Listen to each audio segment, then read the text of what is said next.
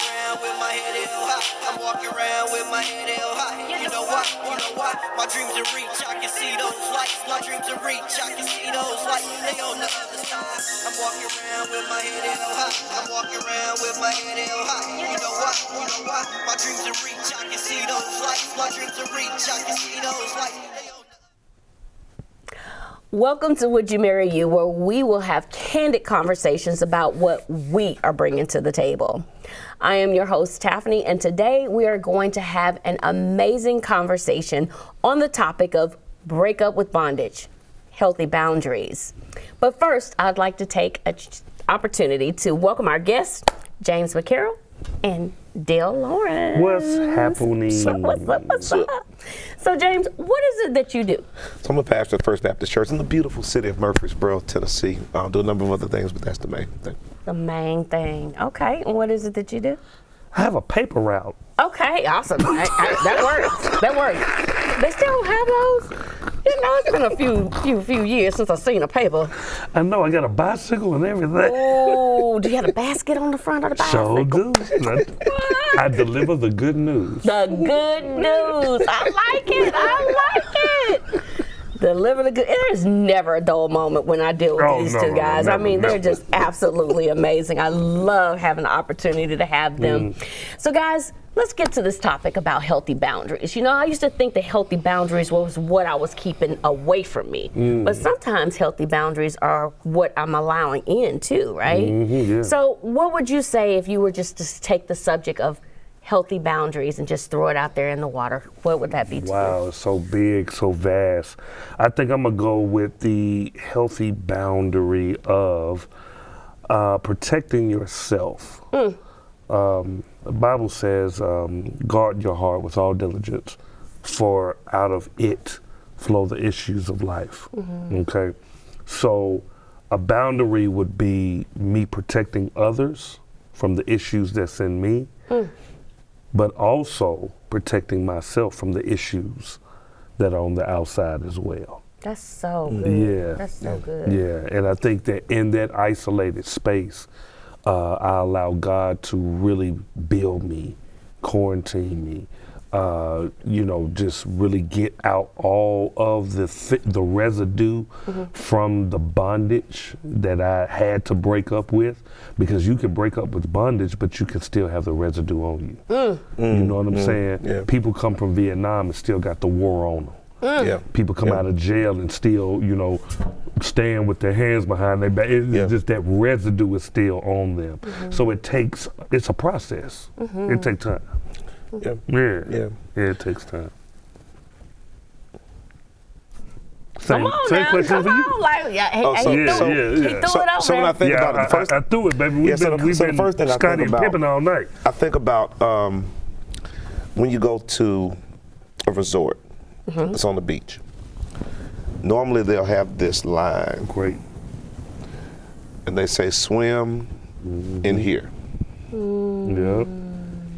And they say swim in here because on the other side of that line are sharks. And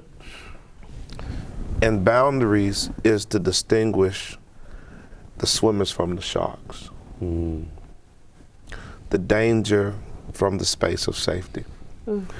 And the line came after a generation of people getting bit.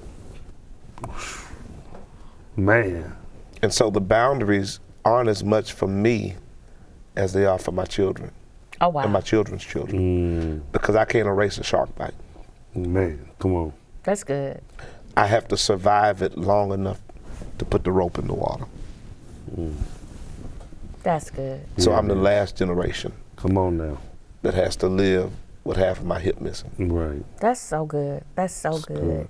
And setting those boundaries, you talked about protecting yourself. There's such a thin line, right, of protecting ourselves and not being vulnerable. So there's that thin line right there. And you said something powerful because of what has happened outside of that boundary. But it had to happen. Yeah. In order for you to know that there had to be a boundary there. Yeah. Right? Yeah, you can swim with sharks. And you swim with sharks until you get bit. And sometimes the greatest blessing is the biting. Man. That's good. Yeah. That's good. And we think it's the burden. No, that's the blessing. Because I thought sharks don't bite. And it's better for me to find it out than my children, my children's children. That's good. And it's so dope that you said that, you don't want to be vulnerable, because I think that that's where the whole, that's where the tension is right there, because you remember the bite, right? But then at the same time, you don't want to miss the blessing, and you don't want to be so close that, okay, I'm pushing away maybe my blessing. It's not a shark, it's a whale. Yeah. Yeah, that's good. And I may be pushing that away. Yeah. Because they both big. Yeah. I get the same energy, but they're different. Yeah. It reminds me so much of, I was in Oklahoma. I lived in Oklahoma for about 17 years. Okay. Oklahoma being Tornado Alley, right? And so the first year, I want to say, it was the first year that I was there in Oklahoma. I literally was caught in a tornado. And it was a blessing there again, but a curse at the same time, because I remembered the sound. And because of the sound, anytime a storm would come, I went through this whole protective mode. Like, I had to get in this place that was most protected, get in the center place of the house, wouldn't let the kids go to bed. They had to sleep in the hallway because that was the center. And it limited my ability to go places. Like, if a storm was coming, I'm not going. Right. And I could have missed out on relationships. I could miss out on a whole bunch of things because I was reminded of what happened the last time that sound came. Right. Or or the way that felt. The way the barometric pressure had things going or whatever. So that's powerful, being that the past can dictate to you what you may or may not allow yourself to experience, good or bad. Right. Yeah, so that's really good. So that's when we're talking about boundaries. What does that mean? So I use the analogy of the rope. If you're swimming, if you're deep sea fishing, the rope is irrelevant. I think sometimes the bite that happens because we engage it on the wrong terms. We engage it if we change the dynamic of how we engage it. That sometimes the thing that we're intended to engage, we just intended to engage it with a hook and the proper equipment. Swimming, you don't have that equipment. And so it doesn't mean I shut myself off from everywhere and everyone. It means, let me make sure I'm prepared for what's on the other side of that rope. And I think that's powerful, because you got to know, what is it that I'm doing, right? Yeah. So for instance, we in the Christian faith, we teach that sex before marriage is not good, but sex in marriage is. So what I could engage out here in a safe way, I can't engage in here and they have the same safety. You see what I mean? So it's just understanding the dynamic of the line. And so I think the biggest part of the boundary, to Dale's point, is what does the rope mean? Does it mean that I need more equipment if I go out here? Does it mean I have to have a different awareness if I go out here? Does it mean I have to have a different expectation and relationship if I go out here? Or does it mean that I never go out there? Yeah, that's good. And I think sometimes if you get bitten enough times, you start thinking, I never go out there. But what an expert will tell you is, there's nothing wrong with going out there if you're properly equipped. That's good. That is good, because I know people that do go swim with sharks, right? Let's go swimming with the sharks. They don't just go out there haphazardly. Right. Usually they have on some type of gear that would maybe not prevent them from getting bit, but would make the effect of that thing not as if they were naked and unprotected. A lot of times they go out in cages, so there's a boundary that is between them and what they want to enjoy. That's And so good. I think, being able to set up those healthy boundaries and enjoy the things you want to enjoy, but just understand that there is a boundary, there is a barrier between how exposed you are to what it is on that Definitely. side, And I think that, it's different for everybody, of Correct. course, especially the way you break it down. And I think that your bondage dictates your boundary. You know That's what I'm good, saying? yeah. I think whatever type of bondage you went through, then that identifies, informs, it lets you know, okay, well, this is the boundary that I need. Because clearly, I understand the bondage very well.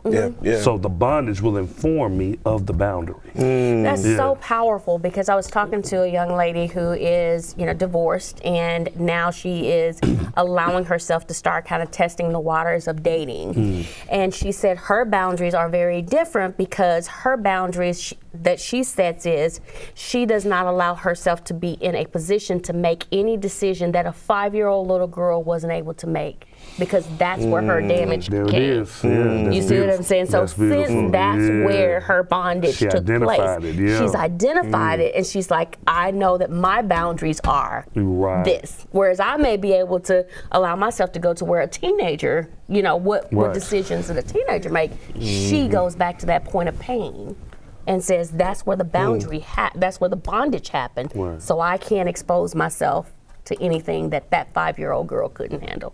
That's good. I was like, Yes, that. And I think, and also to add a caveat to that is what leads me to bondage. If you know you enough, you know what leads to bondage. Like I'm well informed. I'm well informed what leads me to certain bondages.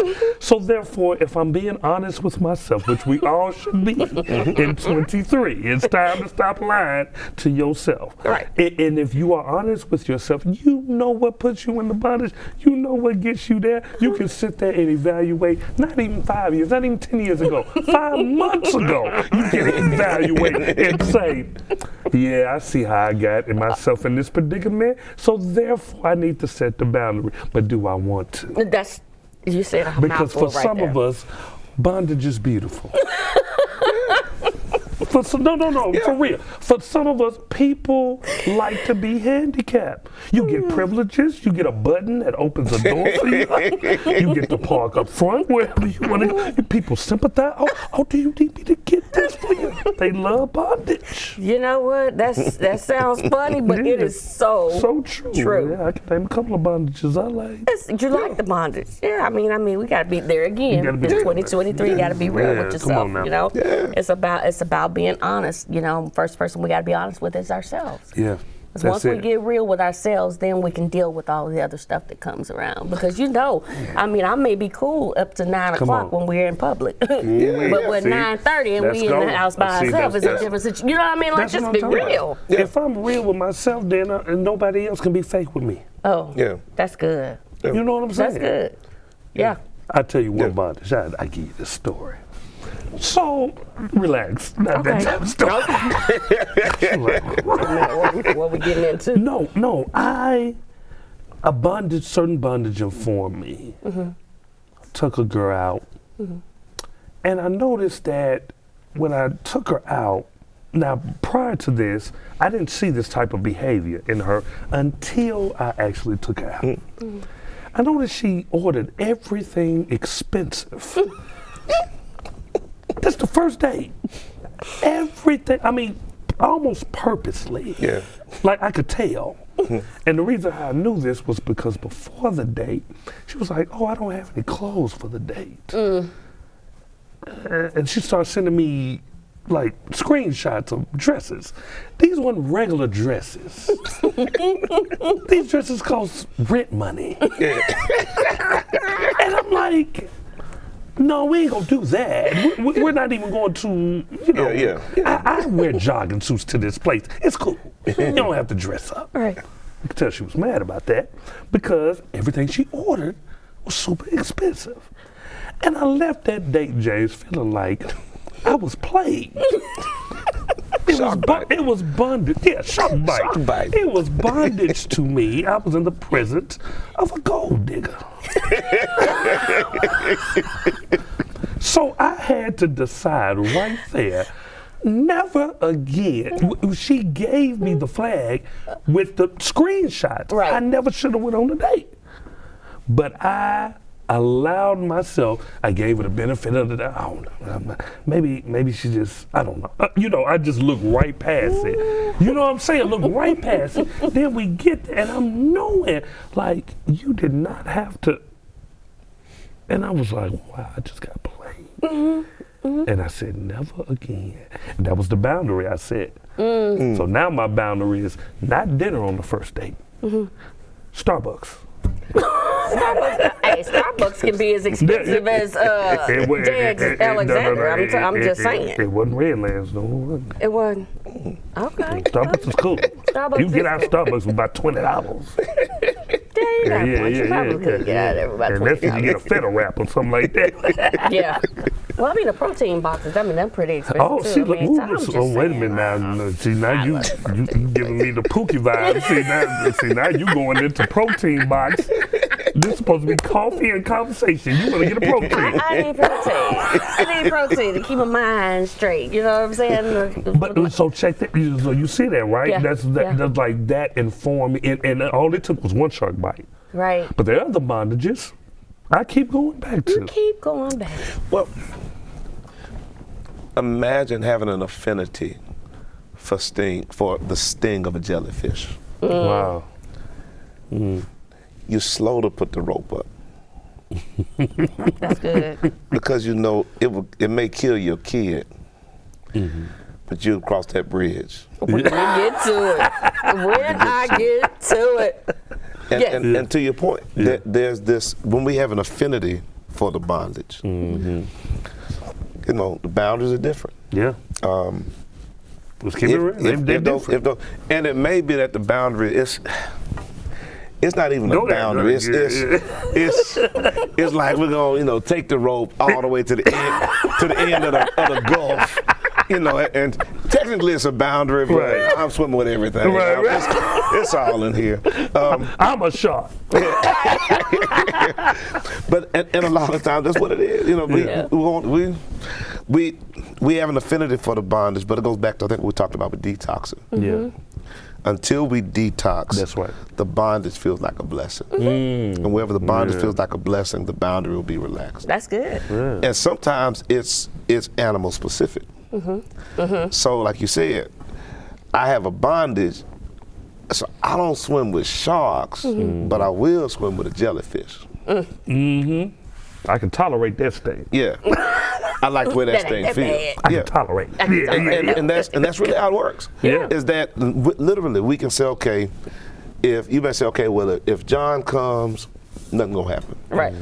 But if Jimmy,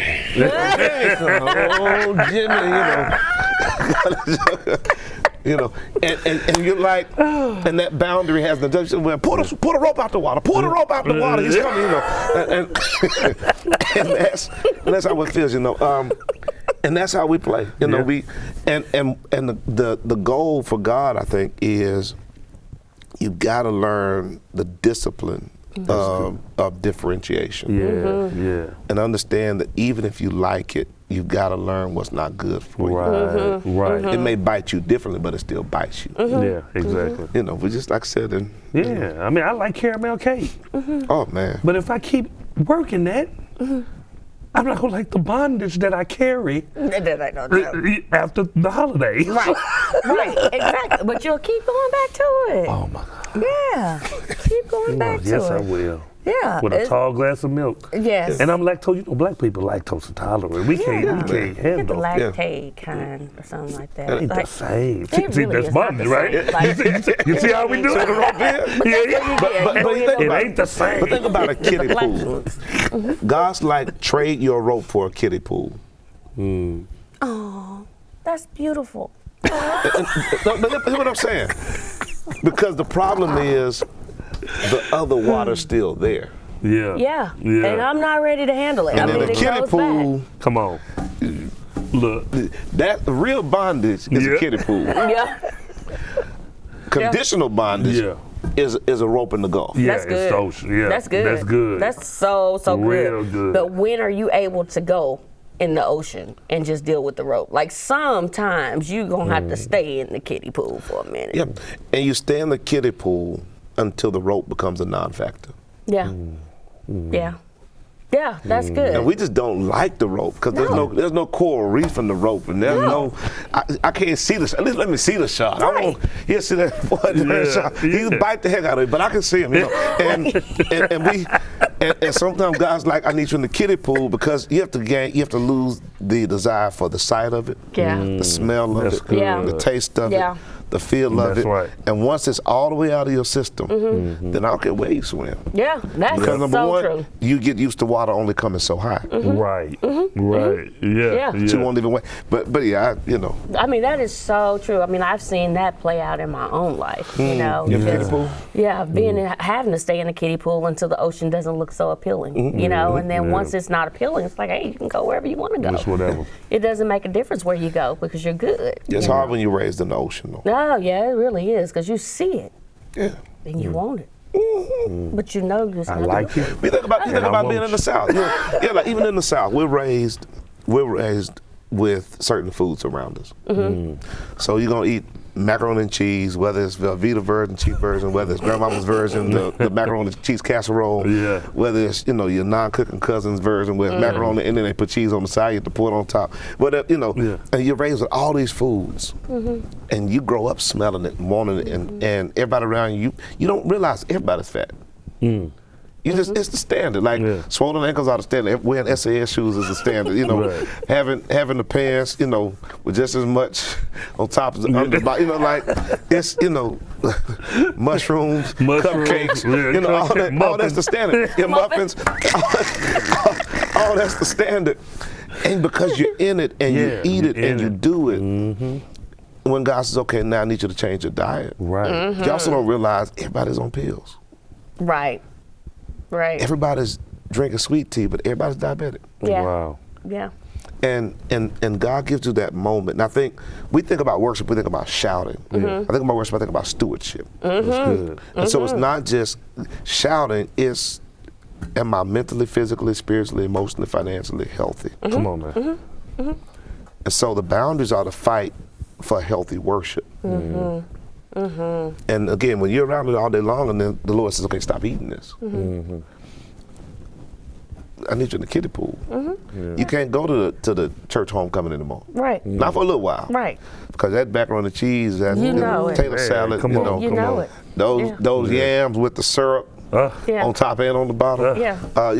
And all of that stuff is so familiar to you. And so I think life is like that. So we grew up in dysfunctional spaces. Everyone around this table. Yeah. And so all this stuff's normal. It's normal to see this guy with 3 women. It's normal to feel Right, this. It's right. normal, Yeah. And so the short of it is, like, sometimes the best thing God can give us is Patmos. A kiddie pool. That's it. Wow. That's it. I remember going, I think I was up north somewhere, and I asked for sweet tea, and they gave me regular tea with some sugar. I'm like, what am I supposed to do with this? Up north, I don't even know why. Yeah. They don't know nothing about that. This ain't real. Right. But that is their norm. So their norm is Yeah. not my norm. So where is the boundary at? Like, I was able to say, okay, this is a healthy boundary. But had I not been able to understand healthy versus non-healthy boundaries, I would have saw that as, oh, they're wrong. Right. That's something, you know what I'm saying? So it helped me to process that better when it came back here, because now I'm like, okay, I don't have to have sweet tea. Yeah, and we picked up, man, that's so good. Yeah. When the brokenness or the bondage is there, oh God, that's so good. We're eating what slaves ate.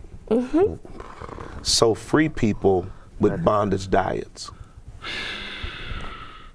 And what we don't see is they worked it off. Yeah. Yes. We don't.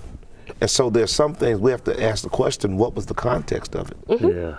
And so now I'm doing what my uncle did, but my uncle's in bondage. I'm free. Come on. I thought it was a family tradition, when in actuality it was a misinterpretation of bondage. Yeah. That's good. That's good. And so I have the right and the ability to make a kiddie pool. They had to eat that. That's it. They didn't have the choices. My dad grew up in this, or my uncle grew up in this, and had to do this. Right, right. And I've been set free. Right, right. I get to choose. I'm treated like a tradition. That's But bondage. we made it into a delicacy. Yes, Right. sir. Yes, sir. Yes, Exactly. sir. Yes, sir. Like I remember the first time they talked about putting some smoked turkey wings and some greens. I'm like, you need some ham hocks and some greens. Because that's how you make them. You need some ham hocks, all this fat and pork and stuff Yeah, but I we mean, ain't it's gonna the start same way. with chitlins. We ain't gonna start with chitlins now. I'm sorry about that. No, I'm good. I'm good on that. I ain't never. Nah, I do eat them now. When I found out what they were, Man, well, first of that all, is they a smell. I mean, I strong can't do the smell, smell like man. that. Well, they clean them right. I mean, Clean them right. look, no, I say this sharp with no ain't teeth, enough you know. cleaning. Ain't- With only bottom teeth. Sharp with only bottom teeth. It's a delicacy. It's a delicacy. Guys, thank y'all so much for this conversation. I love the fact that we can get deep and still Listen. laugh and have fun and just enjoy each other No, and I talk want about. to thank you. Yeah, You thank you. have an awesome show. I wish you all the best, and I am a fan of this man's mind. So just to put us together, it's been awesome. Thank you. Awesome. And ditto, this is amazing. So may the Lord bless you and continue to use you. This is my guy. Like Yeah. You started something. Yeah, this is cool. Woo-woo, we got something started, y'all. We got something started. Well, I hope that something was said today that will bring you closer to the healthy relationship that you desire. I am your host, Taffany, and until next time, don't just be a hearer, but be a doer. Because after all, you are the common denominator in every relationship. Peace. I'm walking around with my head held high. I'm walking around with my head held high. You know why? You know why? My dreams are reach. I can see those lights. My dreams are reach. I can see those lights. They on the other side. I'm walking around with my head held high. I'm walking around with my head held high. You know why? You know why? My dreams are reach. I can see those lights. My dreams are reach. I can see